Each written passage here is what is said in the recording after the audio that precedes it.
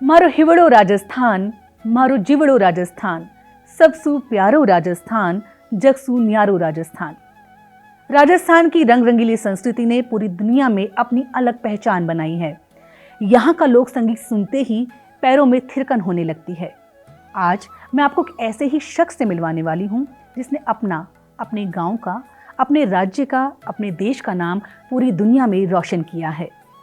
Rice Bharti ने international fame धोत group बनाकर राजस्थान के लोक संगीत का परचम पूरी दुनिया में फहराया है। थारे बिना सुनो मारो घर आंगन, थारे बिना सुनो मारो घर आंगन, बेगा घरा वो बालम, बेगा घरा वो बालम, बेगा घरा। Composed of live brass musicians, male and female acrobatic dancers with fire performer.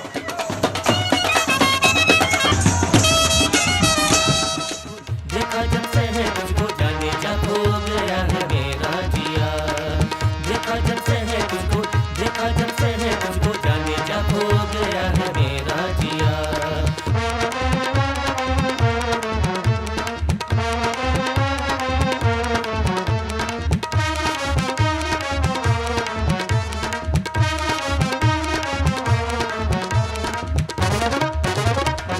तू जो मिले हो दिलरुबा, हर सुबह सबसे खुशनुमा, तू जो मिले हो दिलरुबा, हर सुबह सबसे खुशनुमा, तेरी अदा सबसे जुदा, तेरी अदा सबसे जुदा, घायल बनाए मेरा जिया, घायल बनाए मेरा धनिया गजे माल, तेरा कमरा माता मेरा, तेरा लाल रानी के तेरा बरसार मारो खेलो, सुनो जीरा मापी ओ मारो खेलो, सुनो जीरा मापी।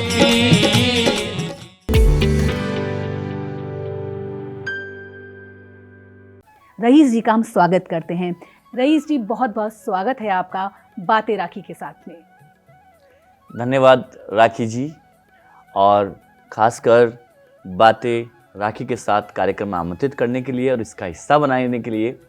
बाजित ताल मेरे डंग मुरली आता धिनाक धुमक टक गदा गिन धनन सुगंध निरत करत कृष्णा कृष्णा कृष्णा निरत करत कृष्णा कृष्णा कृष्णा निरत करत कृष्णा कृष्णा कृष्णा। बहुत बहुत धन्यवाद रईस जी। मैं सबका स्वागत करती हूँ। शायद पहली बार है किसी ने मेरा भी स्वागत किया है।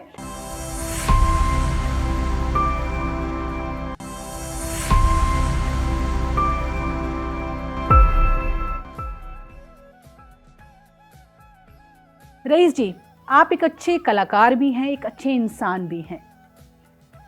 अब बात है आपकी कहानी की, धोत बैंड के बनने की कहानी की। शुरुआत में जाते हैं, कहाँ से आपकी जिंदगी की शुरुआत हुई? सर्वप्रथम मेरा जन्म एक कलाकारों के परिवार में हुआ है। हमारे परिवार में 7 पीढ़ियों से गाना बजाना चल रहा है। मेरे दादाजी, मेरे पिताजी उस्ताद रफ़ीक मोहम्मद जी, मेरे दादाजी उस्ताद रसूल खां साहब, मेरे परदादाजी उस्ताद कल्लन खां साहब। और हमारा जो परिवार है राजस्थान में सीकर के पास एक छोटा सा गांव है धूध, और धूध गांव से हमारा पूरा परिवार आया है और धूध वालों के नाम से हम जाने जाते हैं। मेरे परदादाजी थे जो तबला बजाते थे, मास्टर जी कहलाते थे, और आप शामगढ़ ठाकर साहब के बजाते थे, और 22 रजवाड़ों में राजस्थान में गांव गांव जगह जगह जाते थे और कार्यक्रम देते थे। और ये हमारी परंपरा रही है 7 पीढ़ियों से। मेरा जन्म जयपुर में हुआ। अच्छा। एक संगीत परिवार में। जयपुर में जन्म होना, और अपने जयपुर में एक एरिया है मदीना मस्जिद नाहरी का नाका, वहाँ रहना हुआ। और ख़ासकर मेरी परिवार में मेरे पिताजी उस्ताद रफ़ीक मोहम्मद जी बहुत ही अच्छे तबला वादक है, जो रेडियो में बजाते थे, ऑल इंडिया रेडियो में बजाते थे, टेलीविज़न में भी बजाते थे, जागरण भी करते थे, और जितने भी समारोह यहाँ होते हैं उसमें कार्यक्रम दिया करते थे और आज भी करते हैं। एक परिवार में, संगीत परिवार में जन्म होना, और हमारे परिवार में हम 5 भाई हैं। मैं सबसे बड़ा हूँ। मेरे से छोटा अमृत हुसैन जी हैं, उनसे छोटे जाकिर जी हैं, उनसे टीपू जी हैं और संजय खान जी हैं, और सभी मेरा परिवार एक संगीत परिवार में से मैं ताल्लुक़ रखता हूँ। संगीत परिवार से ताल्लुक़ रखते हैं, तो क्या बचपन से आपका इंटरेस्ट खुद जग गया था संगीत के प्रति?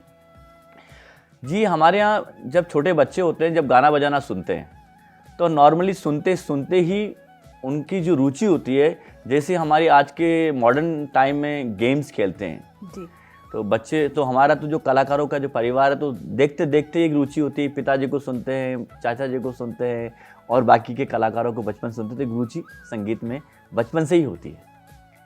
विदेश कैसे पहुँचे? क्या परिवार में पहले भी कोई विदेश गया था, या परिवार की आर्थिक स्थिति कैसी थी आपकी?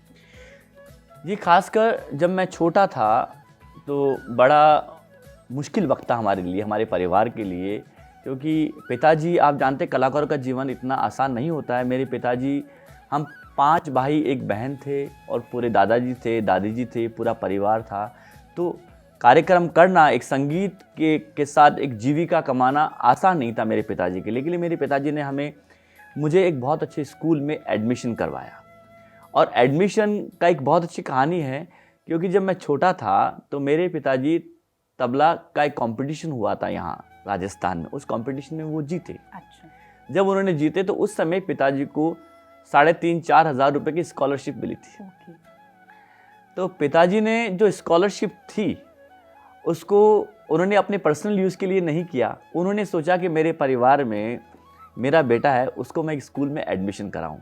तो मेरे पिताजी ने वो 3,500-4 हज़ार रुपये लेकर टैगोर पब्लिक स्कूल, जो शास्त्री नगर है, वहाँ मेरा एडमिशन करवाया।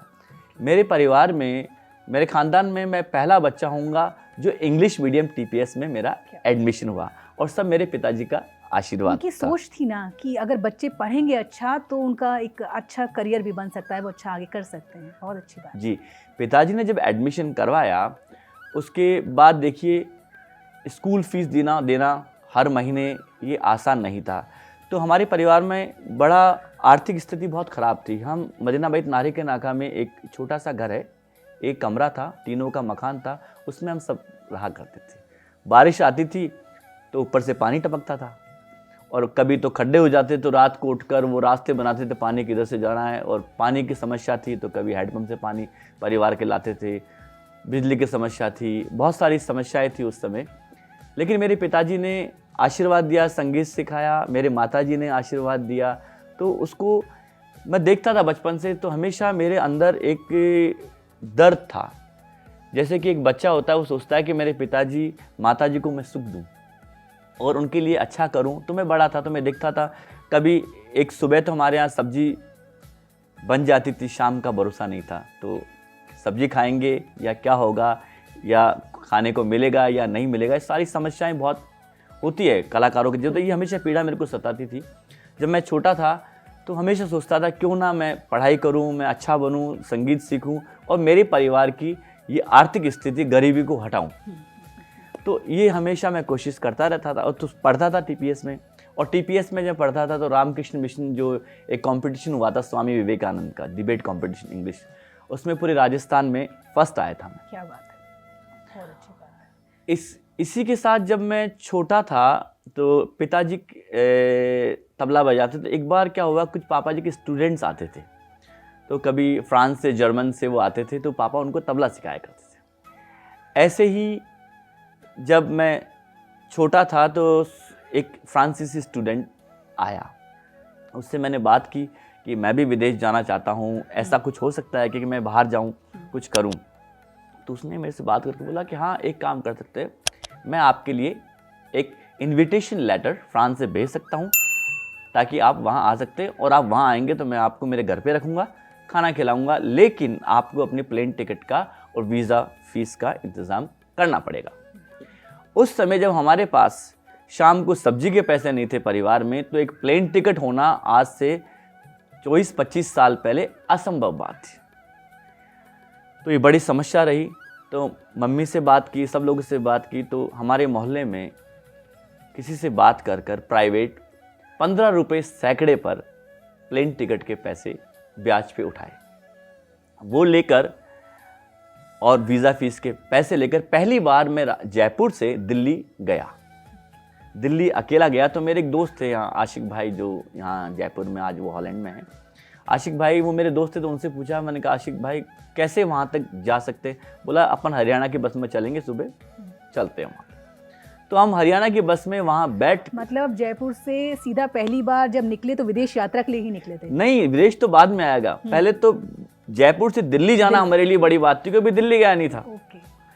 और तो आशिक भाई और हम दिल्ली हरियाणा की जो बस चलती थी, रात को जाके सुबह पहुँचे 5 बजे। तो फ्रेंच जो एम्बेसी होती है उसके यहाँ बहुत बड़ी लाइन लगती है। जब वो लाइन लगी हुई थी तो मैं भी लाइन में लग के जब सुबह पहुँचे वहाँ, तो पहुँचने के बाद थोड़ी देर बाद मैं गया और टिकट लेके गया। तो एम्बेसी में बात की कि मैं फ्रांस जाना चाहता हूँ। तो उन्होंने बोला ठीक है आप जाना चाहते हैं, लेकिन मुझे ये बताइए आपके बैंक में अकाउंट में कितने पैसे हैं, आपके पास कितनी प्रॉपर्टीज़ हैं, आप एलिजिबल हैं क्या कि आप फ्रांस जा सकते हैं, आप इस स्टेटस में हैं क्या, आप कितना इनकम टैक्स देते हैं, सारे कानून पूछे।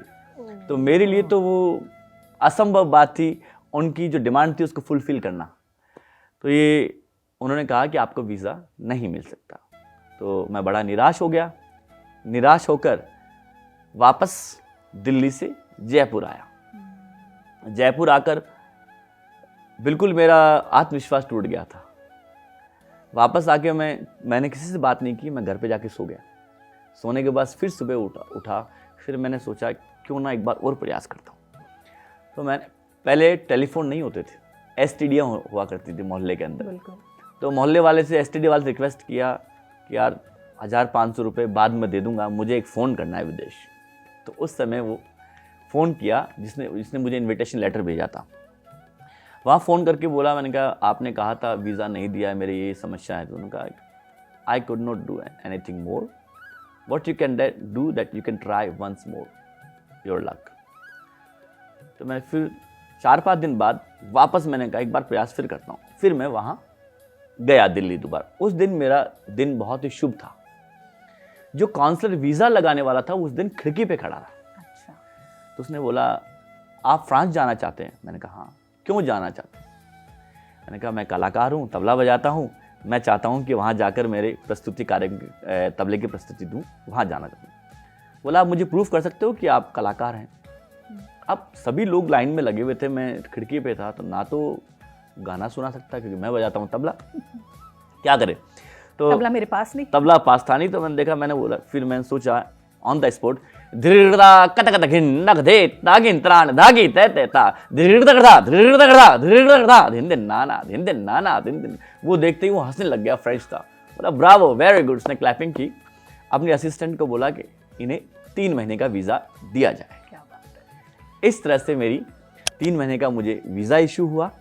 और पहली बार मेरे परिवार में, मैं एक मात्र पुत्र हूँ, बड़ा बेटा जैसे, और बड़ा बेटा हूँ, तो मैं पहला बच्चा हूँ जो पहली बार राजस्थान छोड़ के मेरे पूरे ख़ानदान परिवार में जयपुर से दिल्ली, दिल्ली से मॉस्को रशिया, रशिया से पेरिस, और रशिया से पेरिस पहुँचा। पेरिस से कोर्सिका एक आइलैंड है फ्रांस में, जहाँ के राजा नेपोलियन बोनापार्ट हुआ करते थे, उनका शहर है अजेक्सियो, वहाँ पहुँचा।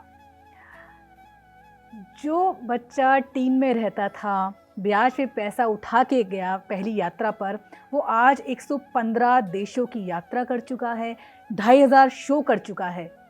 कैसा था पहला अनुभव फ्रांस की यात्रा का? जी, जब मैं फ्रांस पहुंचा, सर्वप्रथम तो ये बात रही कि वहाँ का कल्चर, ट्रेडिशन, ऐसा लगता था कि मैं दूसरी दुनिया में मेरा जन्म हो गया है। ना मैं फ्रेंच बोलता था, ना वहाँ का कल्चर जानता था। मैं तो कल्चर जयपुर का ही जानता था, मदीना मस्जिद का जानता था, जयपुर वालों का जानता था। वहाँ जाकर तो मेरे लिए एक दूसरी दुनिया हो गई थी। तो मैं जैसे ही वहाँ पहुँचा, रात को क्या होता है, जेट लैग होता है, तो वहाँ 4-4.5 घंटे का फ़र्क है।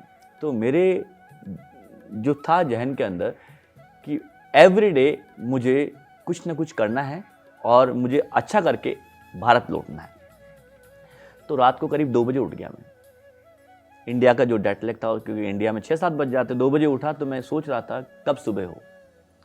फिर 3 बजे उठा तो फिर सुबह नहीं हुई। ऐसे करते करते 6 बजे जब थोड़ा सा सवेरा हुआ, उसके बाद मैंने कुर्ता पजामा पहनकर मैं अजक्सियो शहर है, वहाँ एक वॉकिंग कर रहा था। तो उस शहर में शायद मैं एक ही इंडियन होगा, कोई इंडियन नहीं। तो कुर्ता पजामा देख कर जब मैं चल रहा था तो लोग, फ्रेंच लोग गाड़ी चला रहे थे, वो मेरे को देख कर रुकने लग गए। भाई ये विचित्र आदमी कहाँ से आया, नमूना कहाँ से आया?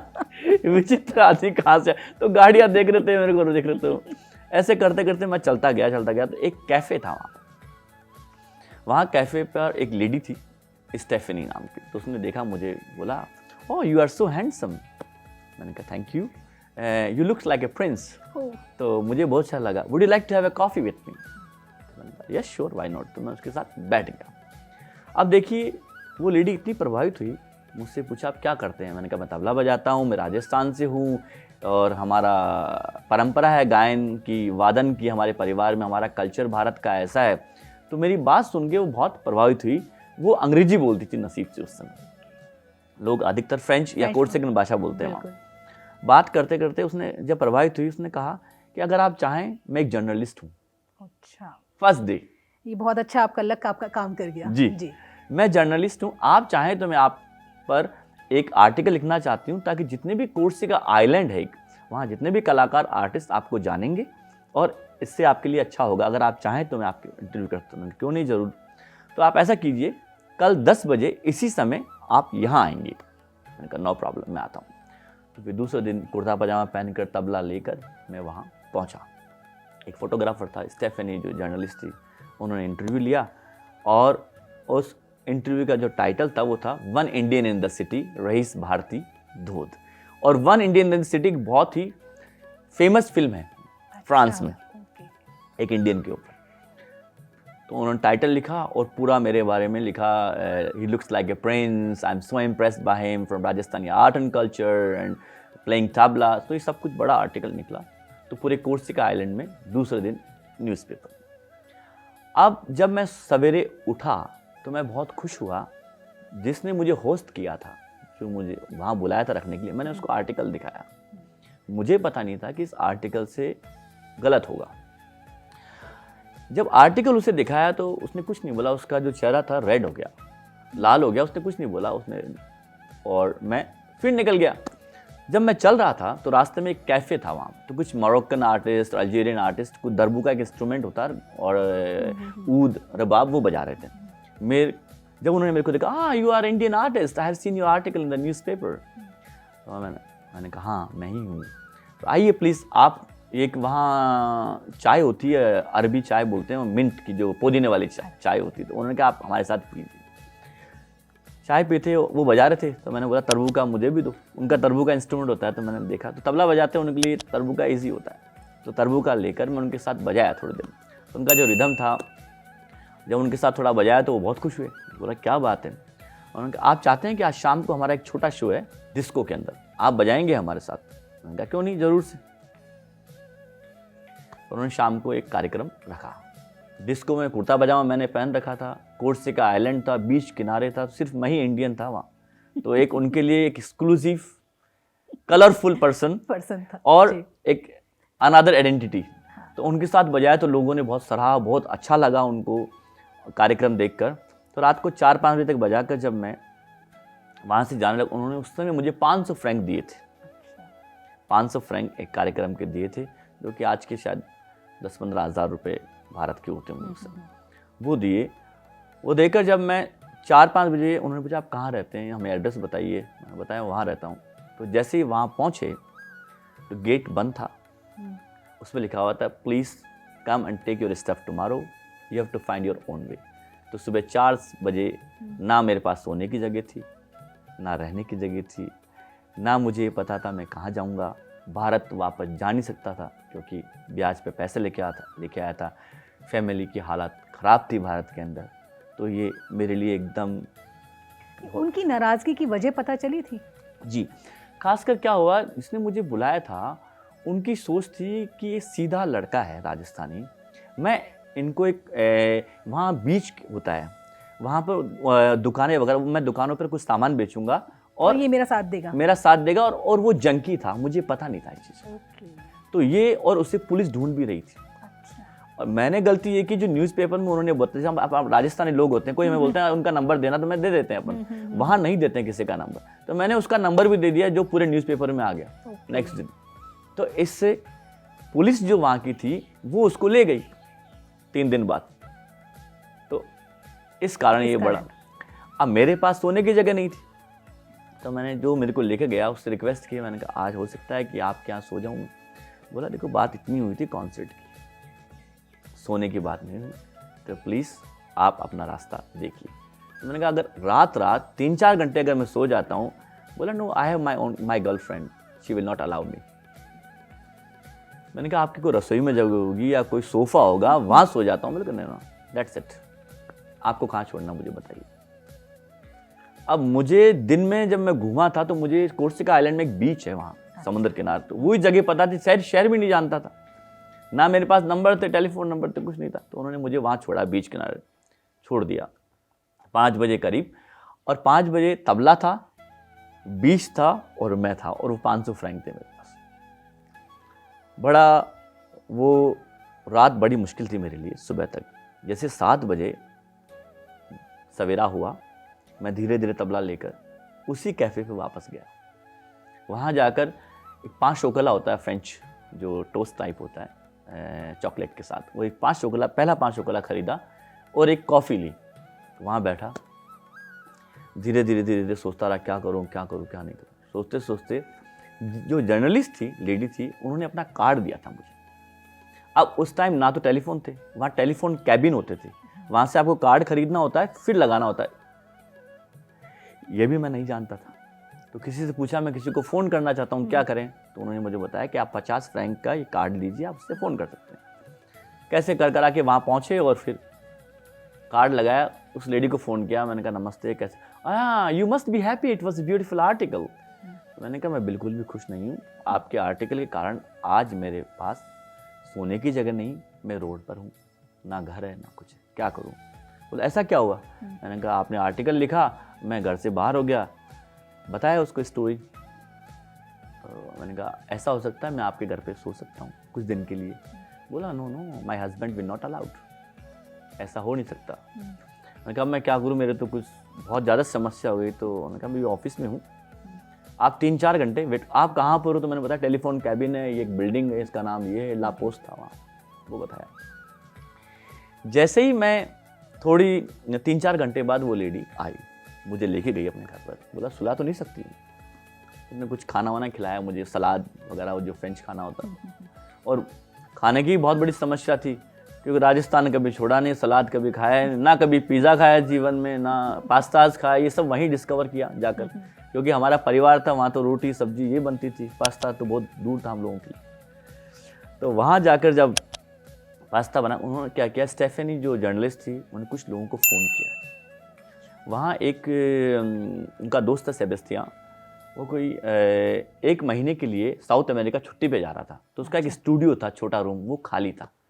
तो कैसे कर के उन्होंने 1 महीने के लिए मेरा वहाँ इंतज़ाम करवाया। इस तरह से जर्नी स्टार्ट हुई। फिर वहाँ से धीरे धीरे एक गिटारिस्ट, कोर्सिकन म्यूजिशियन को ढूंढा, एक अफ्रीकन म्यूजिशियन को ढूंढा, तो एक ट्रियो बनाया, इंडिया, कोर्सिका एंड फ्रांस के साथ ऐसा करके बनाया। उसमें मैं तबला बजाता था। फिर कभी कैफ़ेज़ में, कभी बार में लोगों को बताता राजस्थानी कल्चर क्या है, तबला क्या है, उनको किसी जैम्बे के साथ बजाते थे, कभी कॉन्गोस के साथ, कभी फ्लेमिंगो के साथ। धीरे धीरे आर्टिकल्स आने लगे कोर्सिका में, रेडियोज़ में इंटरव्यू होने लगे, टेलीविज़न में होने लगा। कोर्सिका आइलैंड राजस्थान की तरह एक छोटा आइलैंड है फ्रांस में, beautiful, most beautiful island in France, Corsica island, वो समुद्र के बीच में। वहाँ एक डायलेक्ट है कोर्सिकन, तो वहाँ उनके साथ रहकर मैंने कोर्सिकन भाषा सीखी, बातें करते करते। तो वहाँ के लोगों को बहुत अच्छा लगा। धीरे धीरे करने के बाद जब 3 महीने पूरे होने लगे, मैं पुलिस स्टेशन गया वहाँ। मैंने कहा सर ऐसा हो सकता है कि मेरा वीज़ा बढ़ जाए? उन्होंने कहा आप सपने देख रहे हैं, आप 3 दिन बाद वीज़ा ख़त्म होगा, अगर आप नहीं जाएंगे तो हम आपको पुलिस भेजेंगे और आपको डिपोर्ट करेंगे, और उसके बाद आप कभी नहीं आ सकते। तो मेरे लिए तो फिर 3 दिन थे मेरे लिए, मैं घबरा गया, क्या करें? वापसी के पैसे थे आपके पास? नहीं थे, कुछ नहीं था। इतना ही 500 फ्रैंक तो कमाए थे मैंने, उसमें तो करीब 200 तो वैसे खर्च हो गए। तो फिर उन्होंने कहा आपको जाना पड़ेगा देश। तो फिर वहाँ जब ये 2-3 महीने के पीरियड में वहाँ के प्रिंस शार्ल नेपोलियन बोनापार्ट थे, जो वहाँ के मेयर थे उस समय शहर के, तो मेरा एक कार्यक्रम देखा और मेरे से बहुत प्रभावित थे और बहुत प्रेम करते थे, तो वो मेरे मित्र बन गए। एक नोएल विंचेंसन एक लेडी थी जो करीब 90 साल की थी। She was working for control racism, immigrations and supporting the people coming from abroad जो आते थे उनकी हेल्प करते थे। तो वो लेडी भी मेरे से बहुत प्रभावित थी, कार्यक्रम देखा तो मैं उनके पास गया। मैंने कहा मैडम बोलिए क्या बात है। मैंने कहा आपको तो पता ही मैं तबला बजाता हूँ, और नहीं आप बहुत अच्छे कलाकार हैं, कोर्सिकन लोग आपको बहुत पसंद करते हैं। तो बड़ी प्रभावित थी। मैडम मैं थाने गया था, थाने जाकर उन्होंने कहा कि आपको तो इंडिया भेजेंगे। मैडम क्या करें, आपकी हेल्प चाहिए। बोला अगर आप इंडिया जाओगे ना तो मैं इस कोर्सिका को बाइकआउट करूँगी। और वो लेडी बहुत नेशनलिस्ट, बहुत स्ट्रॉन्ग लेडी थी कोर्सिका की, जिसकी आवाज़ पे पूरा कोर्सिका इकट्ठा हो जाता था। तो उन्होंने कहा रईस आप नहीं जाओगे इंडिया, अगर आपको फ्रांस गवर्नमेंट भेजती है तो मैं देश छोड़ूंगी, और मैं देश छोड़ूंगी तो बहुत सारे लोग छोड़ेंगे। इस तरह से उन्होंने कहा आप यहीं बैठिए।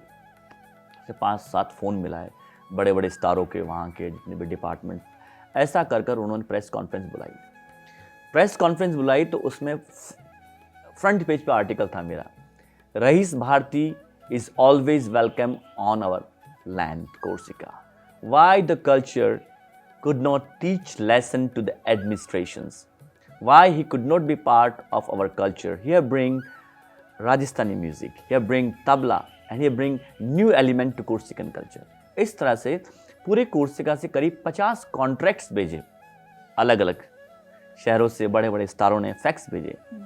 उसके बाद करीब 2000 लोगों ने थाने के बाहर आंदोलन किया, हम चाहते हैं कि रईस यहाँ रुके, ये नहीं जाएंगे। मतलब एक रईस भारती ने वहाँ पर भी जाके है ना अपने लिए कितना बड़ा एक आंदोलन खड़ा कर दिया। उस आंदोलन को देख के जो पुलिस इंस्पेक्टर थे वहाँ के, उन्होंने जो रिफ्यूज़ किया था वो घबरा गए। उनका भी नाम उसमें चल रहा था न्यूज़पेपरों में और टीवी में सब। करते करते फिर मैं एक दिन बच गया, तो फिर मैं कहा सर कुछ हो सकता है। तो जब मैं लाइन में लगा हुआ था तो किसी ने बोला वो रईस भारती आ गए हैं, तो उन्होंने सब लाइन को छोड़ के मेरे को आगे बुलाया। आइए बोला आप, ये संभव नहीं, आपको जाना ही पड़ेगा इंडिया, आप कितने भी आंदोलन करवा लीजिए, कुछ भी कर लीजिए। मैंने कहा सर मैं नहीं करवा रहा हूँ, यहाँ के लोग चाहते हैं और मैं चाहता हूँ, मेरा काम कला का संगीत का है और यहाँ रुकना चाहता हूँ।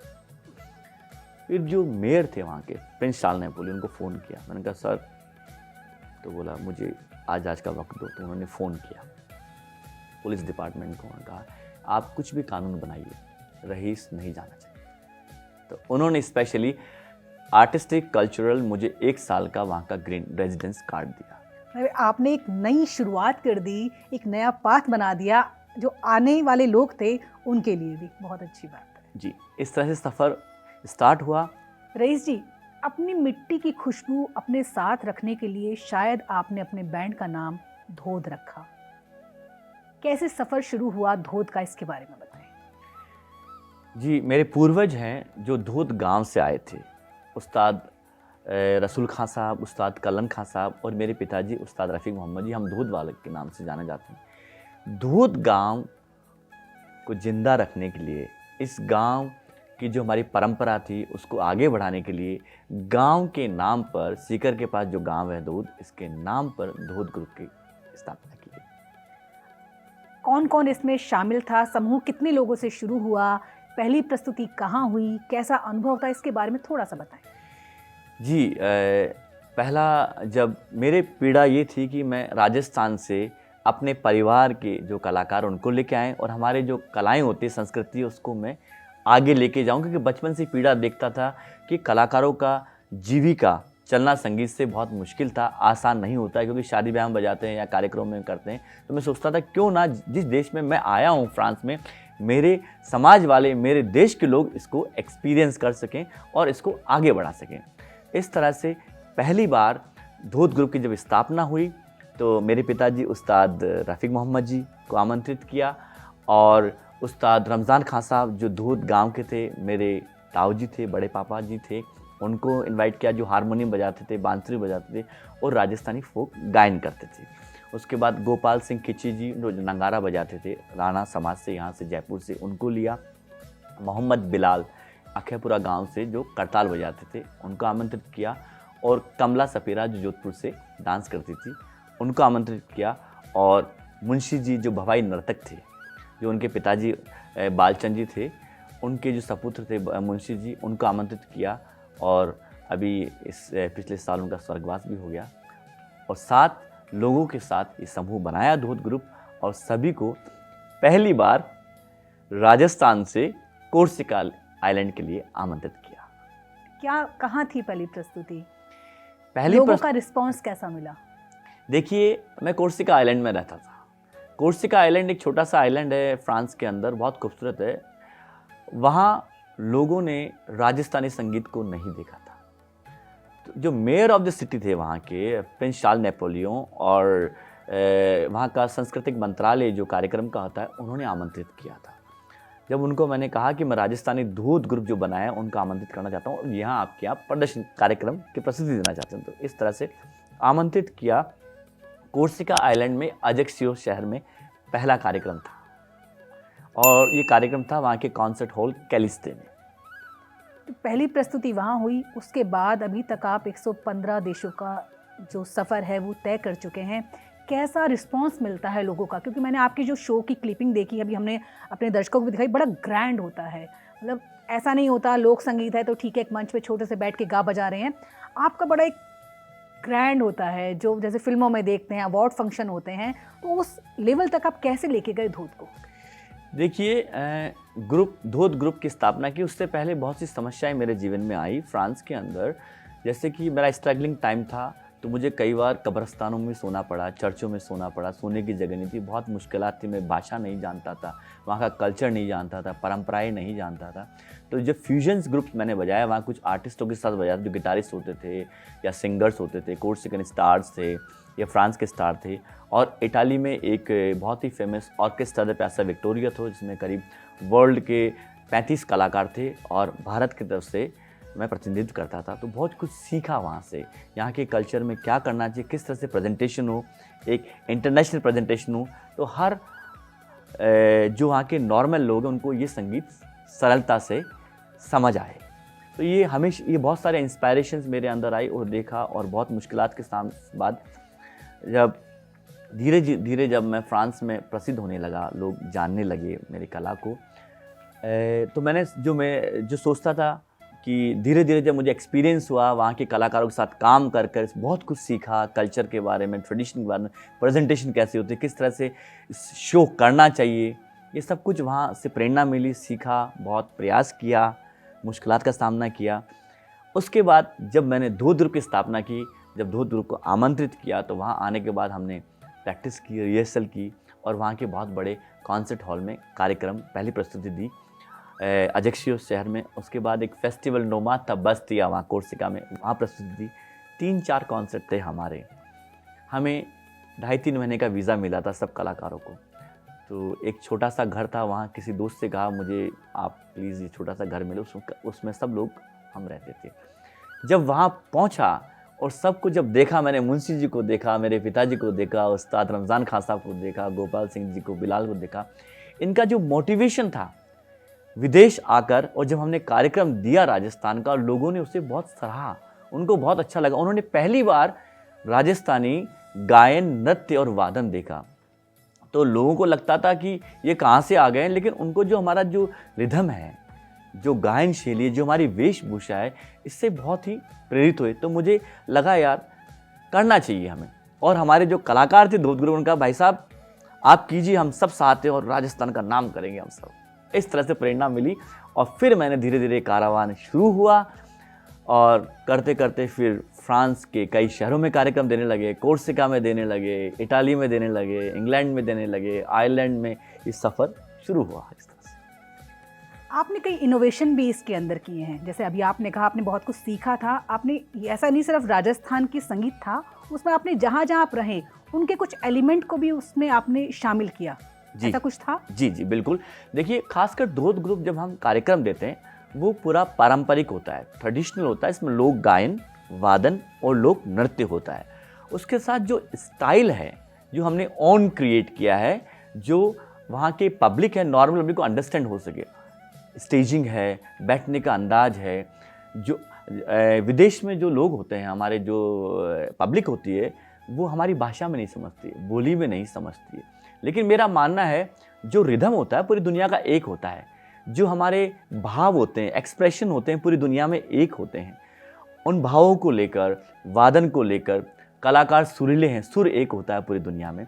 उसका एक स्टाइल बनाया, रिदमिक वे बनाया, उसका गायन की शैली बनाई ताकि हर आदमी को समझ आ सके हमारा संगीत। तो एक नया जो मुझे प्रेरणा मिली, जो सब कुछ सीखा, किस तरह से हमारा अट्रैक्शन होना चाहिए, पब्लिक पार्टिसिपेट करे, किस तरह से हमारे तबले की रिदम जो हैं, ये मैंने कोशिश की कि पहले करताल, तबला और ढोलक बजाते थे सब, लेकिन तबले के बोल करताल में नहीं होते थे। पहले क्या होता था कि हम जैसलमेर में जब जाते हैं तो वहाँ करताल वादन होता है, ढोलक होता है, तो तबले के साथ तबला, ढोलक और करताल का भी मिश्रण का एक अंदाज होता है। जैसे करताल वाला बजा रहा है धिक धदा चिक धदा चिक धदा चिक धदा धिक धदा चिक धदा, ढोलक वाला बजा रहा है धिक धदा, तो तबले के बोल तक तक दादी धा के दादी धा के दादी धा तक तक दादी धा के दादी धा के दादी धा तक तक दादी धा के दादी धा के दादी धा। तबले के बोल इम्प्लीमेंट किए करताल के साथ, ढोलक के साथ, तो एक नया स्टाइल क्रिएट हुआ जो लोगों को बहुत सराहा गया वहाँ। आप करीब करीब अपने पूरे गांव को, राजस्थान के भी सैकड़ों कलाकारों को विदेश की धरती पे ले जा चुके हैं। कैसा फीडबैक मिलता है अपने लोगों का जब आप उनके लिए इतना करते हैं? खासकर मेरी जो ऊर्जा का स्रोत है वो मेरा राजस्थान, मेरा भारत है, और मेरे भारत और राजस्थान को मेरा पूरा जीवन समर्पित है, इस कला और संस्कृति को। मुझे सबसे बड़ी खुशी होती है जब हमारे राजस्थानी कलाकार छोटे छोटे गांव ढाणियों से मेरे साथ जाते हैं और हम यूरोप और दुनिया के सबसे बड़े फेस्टिवल्स में कॉन्सर्ट करते हैं, तो मुझे सबसे ज़्यादा खुशी होती है और एक ऊर्जा मिलती है कि मेरा मिशन है दुनिया में आने का। मेरी राजस्थान और भारत के कल्चर को गांव-गांव जाकर, देश-देश जाकर बताएं हम किस तरह से हमारा भारत खूबसूरत है, कितना सुंदर है, कितनी अच्छी कलाएं यहाँ पर हैं। नमस्कार जी, मैं इंसाफ खान बावरा और मैं दूध के साथ काफ़ी सालों से जुड़ा हुआ हूँ और 2011 से मैं दूध ग्रुप के साथ जुड़ा हुआ हूँ और मेरा जीवन है पूरा रईस भारती जी के लिए मैंने संपूर्ण किया है और काफ़ी देशों में मैंने परफॉर्मेंस दिया है। भारती साहब ने हमें, मेरे को पता ही नहीं था कि मैं दिल्ली जाना कैसा होता है, तो भारती साहब ने हमारे को वहाँ तक पहुँचाया और अच्छे अच्छे लेवल, अच्छे अच्छे स्टेज, और एक इन पे जीवन पे मैंने एक दोहा मैंने खुद ने बनाया है, सब मुख देखे चंद कोर मैं मुख देखूं तोय, आप हमारे चंद हो तो मुख देखा सुख होय। ये रईस भारती जी के लिए मैंने बनाया है, मैंने खुद ने बनाया है ये। तो मेरा छोटा सा गांव है, बरेव गांव है, परवत तहसील से हूँ और पहली बार मैं जब 8-9 साल का था, उस टाइम एक ये अपने फ्रूट का एक कार्टून गांव में आता था, तो उस पर इनकी फ़ोटो लगी हुई थी। तो वो फ़ोटो देखा मैंने और वो फ़ोटो कलरफुल अच्छा लगा मुझे, तो मैंने वो फ़ोटो देख कर मेरा जयपुर का सफ़र रहा और मैं छोटा सा, मेरी लगन थी कि मेरे को यूरोप जाना है, पेरिस जाना है और मेरा जीवन जो भी है ये इनके पीछे किया है। क्या परफॉर्मेंस क्या करते हैं आप? मैं ढोलक बजाता हूँ, एज ए सिंगर भी हूँ। सिंगर हो तो कुछ सुना दो फिर। हाँ, जुग जुग जीवो जी धोद दने जी, जुग जुग जीवो जी धोद दने, अपरी शोभा नारी नारी, जुग जुग जीवो जी धोद धनी, शोभा है नारी नारी, कोई देशन में देसी तुम्हारा, अब हाल हुक्म तुम्हारा, अब प्यारा लागो जी रईस भारती जी जी, अपरी हो शोभा नारे ना रे जी। नमस्कार जी। नमस्कार जी। सबसे पहले तो मैं आपके चैनल का बहुत बहुत शुक्रगुज़ार हूँ और आपकी टीम का बहुत बहुत शुक्रगुज़ार हूँ। मेरा नाम सरवर मिरासी है, मैं एक सिंगर हूँ और वो कहते हैं कि सोनेरी धरती जटे चांदी रो आसमान, रंग रंगीलो रस भर्यो मारो प्यारो राजस्थान। इसी तरीके से हमारे राजस्थान का सीकर ज़िले का मेरे अजीज़ दोस्त रईस भारती जो धोत बैंड है, इसके साथ मुझे काम करते हुए मैं 2002 से काम करता आ रहा हूँ और मुझे गर्व है कि मैं धोत बैंड के साथ काम करता हूँ। ये धोत ग्रुप है जो हर साल यूरोप टूर पे रहता है और मैंने रईस भारती जी के साथ जो मेरे सपने में नहीं थी, जो मैंने नहीं देखा था, वो चीज़ें मेरे को रईस भारती ने यहाँ से यूरोप लेके गए। अच्छे अच्छे स्टेज, अच्छी अच्छी कंट्री, मैं पहले नाम सुनता था कि ये स्विट्ज़रलैंड है, ये अमेरिका है, ये लंदन है, ये जापान है। रईस भाई वहाँ हमें लेके गए, अच्छे अच्छे स्टेजों पे हमें प्रोग्राम करवाया। मेरे लिए गर्व की बात है, ये खुशी की बात है कि मैं सरवर मिरासी धोत बैंड के साथ जुड़ा हुआ हूँ और ऊपर वाले से आशा करता हूँ कि हमेशा जुड़ा रहूँ और इसी तरीके से हमारा धोत बैंड आगे से आगे बढ़ता रहे। जब मैं यहाँ से यूरोप गया तो वहाँ जाते ही मैं फर्स्ट टाइम कोर्सिका गया था तो मेरे अजीज़ दोस्त ने मेरे को, रईस भारती जी ने इतने बड़े स्टेज के ऊपर प्रोग्राम करवाया। वहाँ के जो रॉक स्टार थे, तो मैंने वो दुनिया पहले बार देखी थी, तो मुझे अच्छा खुशी महसूस हुई, अच्छा लगा। और रईस भारती जी ने जो हमारे राजस्थान का कल्चर है, राजस्थान की कला है, राजस्थान के करीबन 700 कलाकारों को ये दूर दूर गांवों से, डानियों से, अलग अलग सिटियों से 700 कलाकारों को यूरोप लेके गए और अलग अलग स्टेज दिखाया, दुनिया घुमाई। करीबन मैंने वर्ल्ड टूर किया है। मेरे को खुद को पता नहीं है, जिन कंट्रियों का मैंने नाम नहीं सुना था, London, America, Switzerland, German, Japan, इससे और मुझे खुद को पता नहीं है कि मैं कितनी कंट्री रईस भाई के साथ घुमा हूँ। और आपको सुनाइए। हमें खुशी मिलती है कि हम यहाँ हमारे राजस्थान के कल्चर को वहाँ जाके पेश करते हैं। तो हमारा राजस्थान का जो धोत बैंड है, उसका गाना बड़ा पूरी दुनिया में फेमस है, वो मैं पेश कर रहा हूँ। आयो जी आयो धोत प्यारो आयो रे, खोलो थारे मनड़े की वां। ओ आयो जी आयो धोत प्यारो आयो जी, खोलो थारे मनड़े की वाड़। रईस भारती री लीला न्यारी, रईस भारती री लीला न्यारी, दुनिया ने आला गए प्यारी, दुनिया ने आला गए प्यारी, भारत की आशान। ओ धोत जी खोलो थारा मनड़ा की वाड़। आयो जी आयो धोत प्यारो आयो जी, खोलो थारा मनड़ा की वाड़। बड़े कॉन्सर्ट में आपने किया है, आपने क्वीन एलिजाबेथ के सामने भी परफॉर्मेंस किया है, कैसा अनुभव था? जी, राजस्थान से आना, जयपुर से queen Elizabeth diamond jubilee celebration London में हुई थी 2012 या 13 में। तो वहाँ धोत ग्रुप को आमंत्रित किया गया था। तो हमारे लिए बहुत ही सुंदर अवसर था जब उस बड़े फेस्टिवल, जब वर्ल्ड के टॉप जैसे बड़े आर्टिस्ट जो वर्ल्ड के थे उन्हें आमंत्रित किया गया था और राजस्थान से धोत ग्रुप को, तो हमें बहुत अच्छा लगा। नमस्ते इंडिया में नरेंद्र मोदी जब आए थे वहाँ पर, तब भी आपने परफॉर्म किया था? जी हाँ, 2015 में जब हमारे माननीय श्री नरेंद्र मोदी जी फ्रांस आए थे, तो उनके स्वागत समारोह में म्यूज़े द लूव्र में धोत ग्रुप को आमंत्रित किया गया था। और हमारे भारतीय दूतावास जो पेरिस में है, एम्बेसडर, उन्होंने हमें ये अवसर दिया ये कार्यक्रम देने का। और हमारे लिए बहुत ही अच्छा अवसर था कि राजस्थान का धोत ग्रुप हमारे माननीय नरेंद्र मोदी जी का स्वागत कर रहा है, वो भी पेरिस में।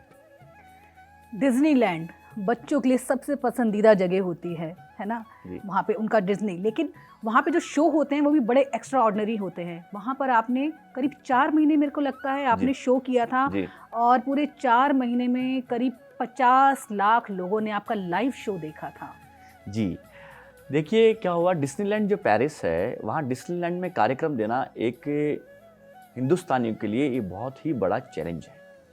डिज्नीलैंड को माना जाता है पार्क अट्रैक्शन है और ये एज ए अमेरिकन आर्मी होती है। डिज्नीलैंड एक इतनी बड़ी जगह है फ्रांस की, जहाँ करीब 20,000 लोग काम करते हैं। एवरी डे वहाँ 50,000 लोग आते हैं शो देखने के, एवरी डे, 7 दिन तो 7 दिन। डिज्नीलैंड पेरिस ने जब धूत ग्रुप के बारे में सुना और डिज्नीलैंड पेरिस ने मुझे कांटेक्ट करा और कहा कि हम इंडिया पर कुछ स्पेशल टीम लेना चाहते हैं। डिज्नीलैंड का इंडिया में इंटरेस्ट होना ये बहुत बड़ी बात है पूरी दुनिया के लिए।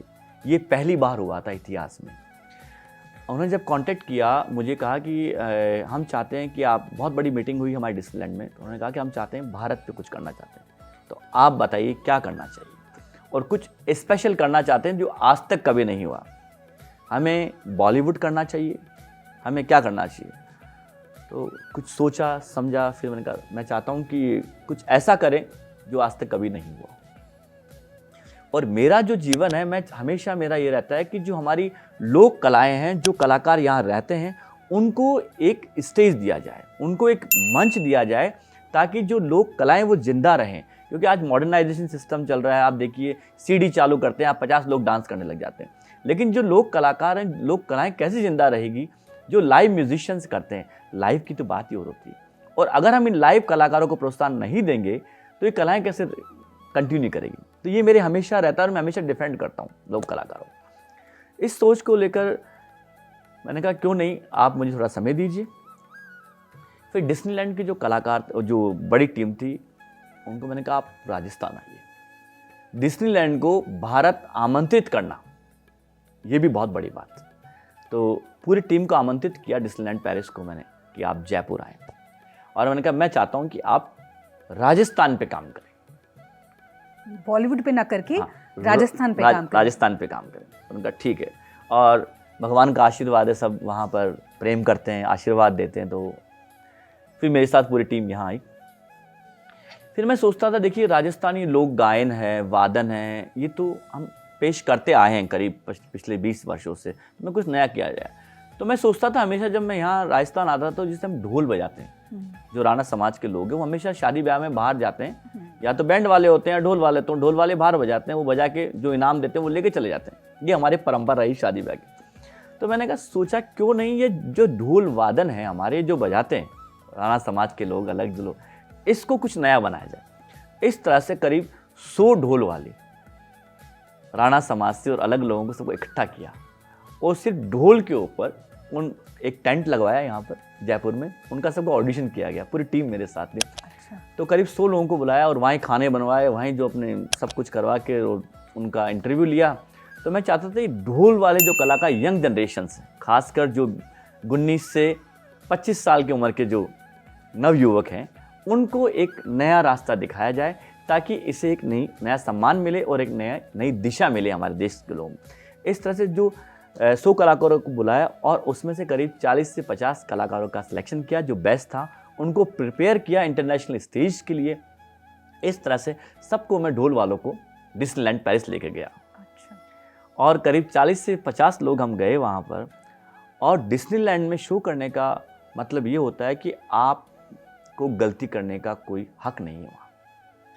हम रात को डिज्नीलैंड में 12 बजे प्रैक्टिस करना स्टार्ट करते थे, सुबह के 4 बजे तक करते थे। फर्स्ट 1 मंथ शो तैयार करने के लिए आपको 1 मिलीमीटर भी आप मूव करते हैं, वो भी सारा मेजरमेंट होता है वहाँ। तो इतना बड़ा शो करना, डिज्नीलैंड मिकी माउस और हमारे जो डोनाल्ड थे, उनको राजस्थानी इंडियन ड्रेस पहनाई गई। अच्छा, क्या बात है। और उस कास्टिंग में 300 आर्टिस्ट थे, और जो मेन थीम था, जो राजस्थान का दूध ग्रुप था, और हमारे जो ढोल वाले थे, जो कलाकार यहाँ शादी ब्याह में कार्यक्रम करते थे, आज वो स्टार बन चुके थे। उनके साथ 10-10 बॉडीगार्ड होते थे, उनके मेकअप करने वाले 10 लोग होते थे, और उनकी ड्रेसिंग्स, राजस्थान के अमेरिका से जो आए लोग, उन्होंने पूरी राजस्थान की स्टडी की मेरे साथ, उन्होंने स्टाफों की स्टडी की, ड्रेस की स्टडी की। उसके बाद पूरा नया डिज़ाइन बनाया ड्रेस का, जो अमेरिका से पास होके आया, और वो ड्रेसें भी फ्रांस में बनी उनकी, जूतियों से लेकर, ड्रेस से लेकर, साफ़ों से लेकर, पूरा हाई लेवल जो प्रोडक्शन था। इस तरह से हमने कार्यक्रम वहाँ डिस्नीलैंड में स्टार्ट किया, और इस कार्यक्रम को देखकर एवरीडे 50,000 लोग शो में आते थे। इतना हिट शो रहा कि इस शो के कारण डिस्नीलैंड के इतिहास में वहाँ की इकोनॉमी 10% बढ़ी। क्या बात है, बधाई, आपको भी शुभकामनाएं बहुत होती इस बात के लिए। और मुझे खुशी इस बात की हुई कि जो हमारे राजस्थान के जो कलाकार हैं और हमारी जो कला है, उसको लोगों ने सराहा, और लाखों लोग इंतज़ार करते थे। और जिस दिन हमारा लास्ट शो था, आप देखिए 4 महीने बाद 7 days to 7 days शो था। 7 कलाकार तो क्रिकेट टीम में नहीं होते कि फुटबॉल टीम में, 7 कलाकार तो वेट करते थे ड्रेस पहनकर, अगर कोई बीमार होता तो ही कैन रिप्लेस देम। इस तरह के शोज थे हमारे। तो जब लाखों लोग, जब लास्ट शो हमने किया तो भारत का झंडा लेके आए, भारत का पताका ले, लोग रो रहे थे लास्ट शो के अंदर, और इतना उन्होंने प्रेम दिया। तो मुझे सबसे बड़ी खुशी की बात ये होती है जब हमारे देश की बात होती है, हमारे राजस्थान की बात होती है, तो इससे बड़ी खुशी क्या होगी। बहुत अच्छी बातें रईस जी आप कर रहे हैं। वाकई में मैं भी मतलब रोमांचित हो रही हूँ कि इतने बड़े लेवल पर राजस्थान का नाम होना बहुत बड़ी बात है। विदेशों में बहुत प्यार मिला, अपने देश में मिला? बिल्कुल, हाल ही में देखिए, हाल ही में भारत सरकार ने, संस्कृति मंत्रालय ने शिल्पग्राम उत्सव हुआ था, इसमें आमंत्रित किया लास्ट वीक।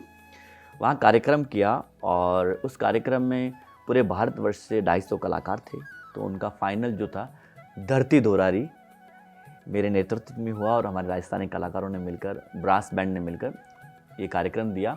और जो प्रेम मिला, खासकर देखिए अभी अयोध्या निर्माण जो हो रहा है, भगवान राम जी का निर्माण हो रहा है, और हमारे लिए ये बहुत ही पावन अवसर है, हमारे सबके लिए इस जीवन काल के अंदर हमें ये देखने को मिल रहा है।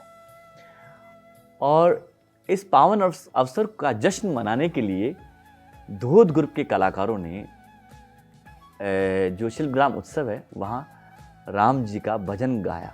क्या बात है। और उसको सेलिब्रेट किया।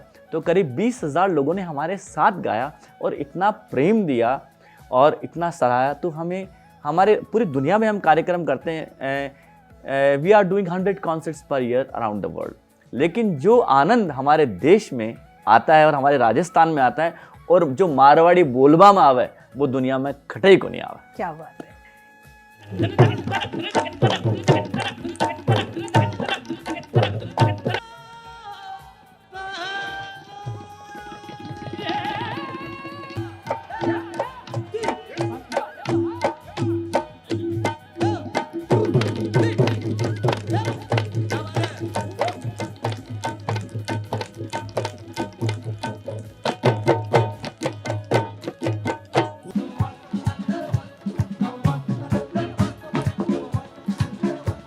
सब एक साथ मिलकर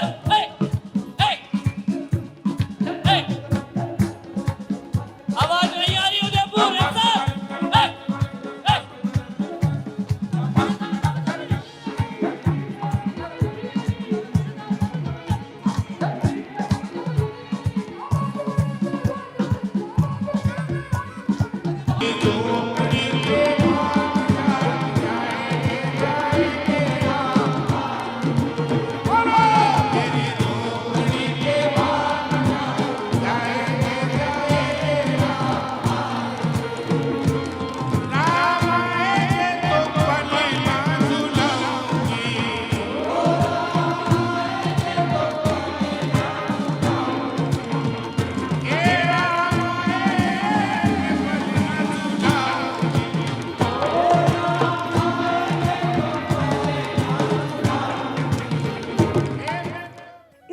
यात्रा में रईस जी परिवार का कितना सपोर्ट रहा, कितना योगदान रहा उनका?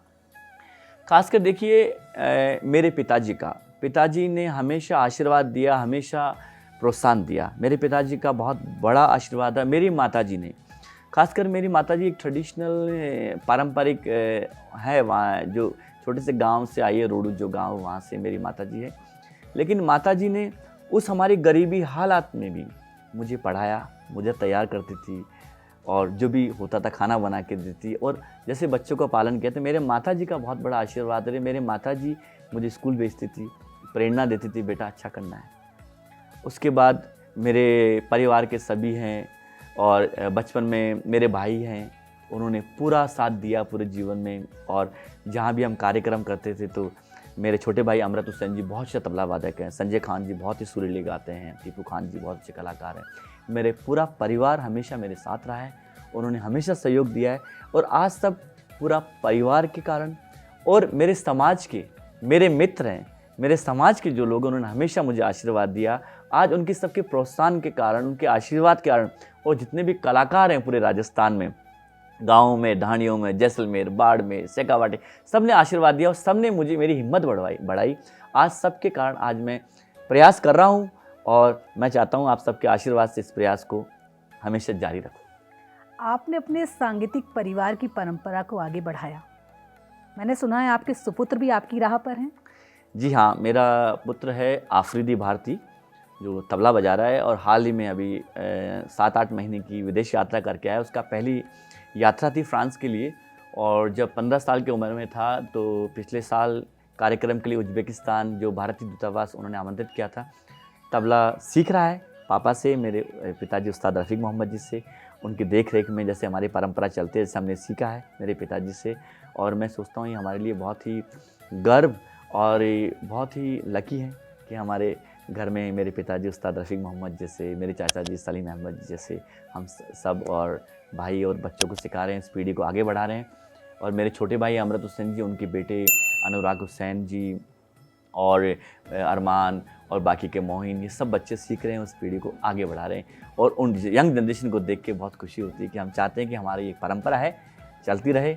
बहुत सारी बातें हमने करी हैं रईस जी, इसमें मुझे अभी तक जो समझ आया है कि धोत ग्रुप अपने आप में अभी तक एकमात्र ऐसा बैंड है जो विदेशी धरती पे लगातार 7 से 8 महीने तक प्रस्तुतियां देता है। राजस्थान के गांव के कोने कोने से कलाकारों को वहां लेकर जाता है। और क्या सपना है धोत का आगे के लिए? आने वाले समय में मैं चाहूँगा यहाँ एक इंटरनेशनल फेस्टिवल खोलूँ जयपुर में, धोत इंटरनेशनल फेस्टिवल। और हमारे जयपुर के अंदर पूरी दुनिया के लोग जो आज धोत को जानते हैं और हमें प्रेम करते हैं, सराहते हैं, आशीर्वाद देते हैं, पूरी दुनिया जयपुर आए। हज़ारों लाखों लोगों को मैं चाहता हूँ पूरी दुनिया हमारे राजस्थान आए।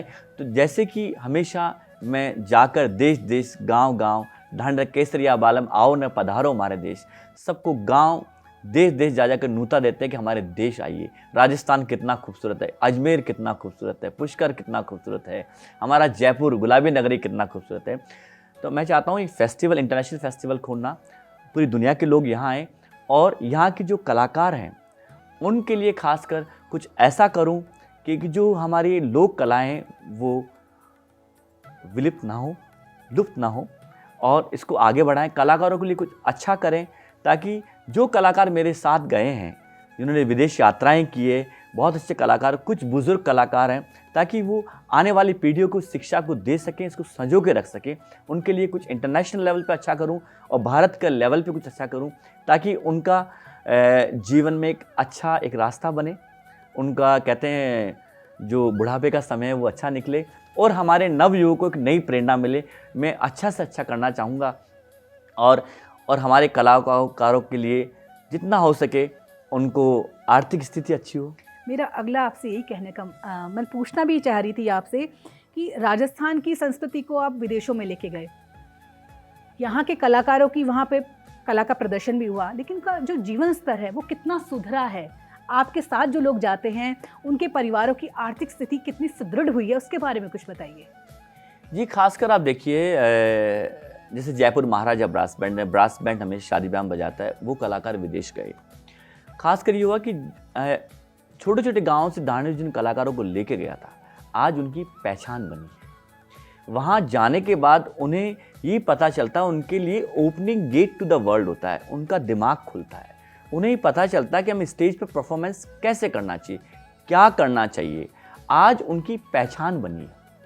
आज उन्हें नई पहचान मिली। धूत ग्रुप में कार्यक्रम करने के बाद, दुनिया का टूर करने के बाद, या राजस्थान में भी जो बड़े कार्यक्रम होते हैं उन्हें पहले बुलाया जाता है। धूत ग्रुप के जो कलाकार हैं, जिन्होंने धूत ग्रुप में कार्यक्रम दिया है खासकर, आज उनका स्थान अलग है। देखिए, क्योंकि उन्होंने एक्सपीरियंस लेके आए और उनकी आर्थिक स्थिति में बहुत बदलाव आया है, क्योंकि उन्हें जो वहाँ से इनकम हुई उससे उनका जीवन अच्छा चलता है, परिवार अच्छा चलता है, और कई लोगों के घर बार बने हैं, कई लोगों ने बहुत तरक्कियाँ की है, प्रोग्रेस की है, उन्हें एक नई पहचान मिली है। और बहुत से कलाकार हैं जो कभी बॉम्बे नहीं गए थे, आज अमेरिका, कनाडा चारों तरफ गए। आज यहाँ के कार्यक्रमों में उन्हें पहले आमंत्रित किया जाता है, और एक नई पहचान पहले मेरे परिवार को मिली, मेरे छोटे भाइयों को मिली, फिर हमारे समाज के जो कलाकार थे उनको एक नई पहचान मिली, और जितने बाड़मेर, जैसलमेर, शेखावाटी के जो कलाकार हैं, या हमारे ब्रास बैंड के कलाकार, या ढोल के जो कलाकार हैं, सब लोगों को एक नई पहचान मिली है और नया अंदाज हुआ है। और जो कार्यक्रम करते हैं लोग उन्हें बहुत सराहते हैं और बहुत प्रेम देते हैं। आपके जीवन पर फ्रांसीसी लेखक ने एक किताब भी लिखी है, जी उसके बारे में कुछ बताएं। ये फ्रांस में बहुत फेमस राइटर है जिन्हें बहुत सारे अवार्ड मिले हैं और फ्रांस गवर्नमेंट से अटेस्ट हैं। मार्टिन लेकूज, जिन्हें फ्रांस का सबसे बड़ा लिटरेचर का अवार्ड मिला हुआ है, और कई सालों से, 5-6 साल से मेरे जीवन से प्रेरित थी। तो जब भी मैं कॉन्सर्ट में जाता था तो वो फॉलो अप करती थी। एक दिन उन्होंने कई सालों बाद मुझे कहा कि मैं आपसे मिलना चाहती हूँ टूर शहर में। मैंने कहा जी। उन्होंने कहा मैं चाहती हूँ, आपके जीवन पर किताब लिखना चाहती हूँ कि एक लड़का कुछ नहीं था, उस देश से आता है, एक एम्पायर खड़ा करता है, an example of integration even for this country. क्या होता है, हमारे यहाँ से देश से जाते हैं तो वहाँ माना जाता है ये लोग बेरोजगारी बढ़ाएंगे, गरीब देश से आए हमारे यहाँ पैसे मांगेंगे या कुछ गड़बड़ करेंगे, ऐसा कुछ करेंगे। लेकिन जो धारणाएं वहाँ बनी हुई है, उसको उन लोगों के लिए एक बहुत बड़ा उदाहरण है मेरा जाना वहाँ। क्योंकि मेरा मानना है, अगर हम मेहनत करते हैं और प्रयास करते हैं तो दुनिया का कोई सा भी कोना हो और आप ईमानदारी से करेंगे तो हर इंसान प्रेम देगा और सहायगा। तो उनके लिए एक एग्जाम्पल ऑफ इंटीग्रेशन बन चुका हूँ। इवन तो उन्होंने देखा कि एक लड़का राजस्थान से आता है और एक बड़ा एम्पायर खड़ा करता है। किस तरह से वहाँ के रॉक स्टार जैसे मैथ्यू शेरिड है, पॉप स्टार है, रोलिंग स्टोन्स, मिक जैगर है, उनके यहाँ बजाने का कार्यक्रम मिला। मोदी जी के लिए, वहाँ के फ्रांस के प्रधानमंत्री के लिए, फ्रांस के राष्ट्रपति के लिए, और जितने भी भव्य कार्यक्रम होते हैं फ्रांस में, जितने भी बड़े फेस्टिवल्स होते हैं, वहाँ भारत का प्रतिनिधित्व करने के लिए धूत ग्रुप को आमंत्रित किया जाता है। और अलग अलग जो एक्सपेरिमेंट्स करते हैं, रॉक एंड रोल संगीत के साथ करते हैं या फ्लेमिंगो संगीत के साथ करते हैं, अफ्रीकन म्यूजिशियन के साथ करते हैं, तो धूत ग्रुप और मैंने हमेशा प्रयास किया है, तो लोग बहुत सराहते हैं। तो उनके लिए एक एग्जाम्पल बन चुका हूँ। इस तरह से उन्होंने, जो राइटर थी, वो एक मेरे जीवन पे किताब लिखना चाहते थे। उन्होंने कहा मैं आप पर किताब लिखना चाहती हूँ, आप इंटरेस्टेड है? कहा क्यों नहीं। जब किताब लिखने का समय आया, उस समय कोरोना काल आ गया। कोरोना काल आ गया, लेकिन वो बहुत डेडिकेटेड थी वो लेडी।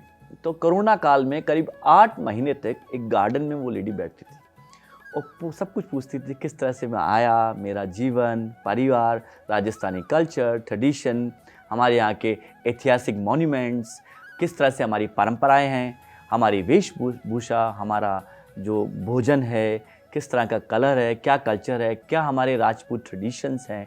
और मेरे पूरे जीवन से प्रेरित होकर उन्होंने किताब लिखी। उस किताब का जो शीर्षक है, राजस्थान की दिल की धड़कन, रईस भारती धूत। 180 पेज की किताब लिखी है और वो प्रकाशित पूरे फ्रांस में हुई है। और जितनी भी लाइब्रेरीज़ हैं, नेशनल लाइब्रेरीज़ हैं, वहाँ की जितनी बुक शॉप्स हैं, और जो लोग राजस्थान भारत के लिए जानना चाहते हैं, उन सब के लिए वहाँ फ्रांस सरकार द्वारा पेश की गई है। बहुत अच्छी यात्रा आपने हमारे साथ साझा की रईस जी, बहुत धन्यवाद आपका। और मैं बहुत सारी शुभकामनाएं आपको देती हूँ कि आप इसी तरीके से अपने देश का नाम पूरी दुनिया में रोशन करें, अपने लोगों को भी अपने साथ आप लेके चले। ये बहुत बड़ी बात है। अधिकतर लोग अपने लिए बहुत कुछ करते हैं, नाम कमाते हैं, लेकिन आपने अपना ही नहीं, अपने परिवार का भी, समाज का भी और राज्य का भी बहुत अच्छा नाम पूरी दुनिया में रोशन किया। लोगों को अपने साथ लेके गए, खुद तो आप आगे बढ़े, अपने साथ जो आपका कारवां था उसको भी आप साथ लेके चले, ये आपकी सबसे बड़ी खूबसूरती है। और बातें राखी के साथ की शुभकामनाएं आपके साथ, आप खूब आगे बढ़ें और जल्दी से आपका धोद इंटरनेशनल फेस्टिवल हो और हम उसे कवर करें। नमस्कार। नमस्कार, बहुत बहुत धन्यवाद राखी जी। जय राजस्थान, जय भारत। धन्यवाद।